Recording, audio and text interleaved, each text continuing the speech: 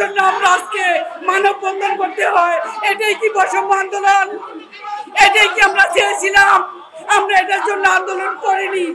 এই বৈষম্য আন্দোলনের জন্য আমরা এই আন্দোলন করিনি।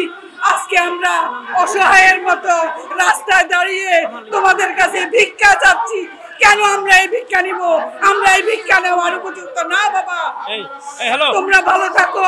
তোমরা এই বৈষম্য বিরোধী আন্দোলনের জন্য তোমাদেরকে ধন্যবাদ। আমার সন্তানরা সবাই ভালো থাকো বাবা। আমরা যখন আগস্ট মাসের 4 তারিখে আমার ছেলে আহত হয়েছিল, দুপুর 12টা আওয়ামী লীগের সন্ত্রাসীরা আমার ছেলের বাম পায়ের মধ্যে বাম পেটের মধ্যে রামদা দিয়ে কূপ দেয়, মাথায় আঘাত করে। কিন্তু আমি তখন সামনে থেকে দেখেছি, কিছুই করতে পারিনি।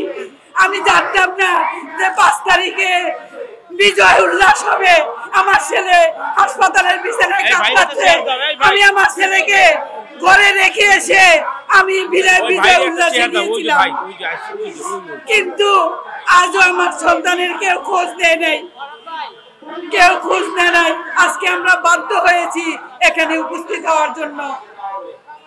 ধন্যবাদ সবাইকে।